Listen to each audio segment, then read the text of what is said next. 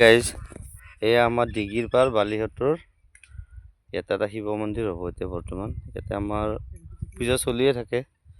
এইটো আমাৰ বৃহৎ ডাঙৰ পুখুৰী দিঘি পুখুৰী বুলি কয়।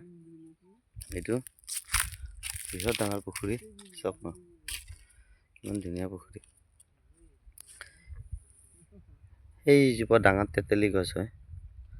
আমি ইয়াতে সৰুতে তেতেলী খাইছিলোঁ খুব। এইটো দিঘিৰ পাৰ, এইটো বৃহৎ ডাঙৰ মানে পথাৰ হয়। চাওক এই পথাৰৰ মাজত বাবা মহাদেৱৰ এটা মৃত্যুঞ্জয় মন্দিৰ হ'ব।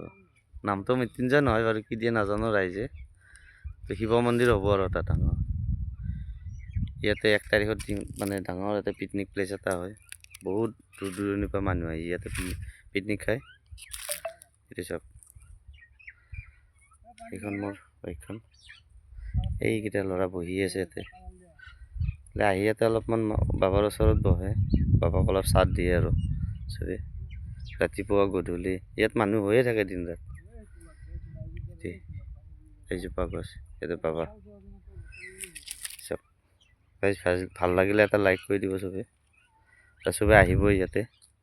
এইটো ৰাস্তা মেইন ৰাস্তাৰ পৰা অহা ৰাস্তা এইটো হয়। বিৰাট ডাঙৰ প্লেচিং জেগা হয়। এইটো মেইন ৰাস্তাই মানে পুখুৰী পাৰৰ পৰাই এইটো মেইন ৰাস্তা হয়। এটা মেইন ৰাস্তা আছে, অহা যোৱা কৰে মানুহ চব। বিৰাট ডাঙৰ পুখুৰী। আমি খুব আড্ডা মাৰিছিলোঁ ইয়াতে। ভাল লাগিলে লাইক কৰি দিব।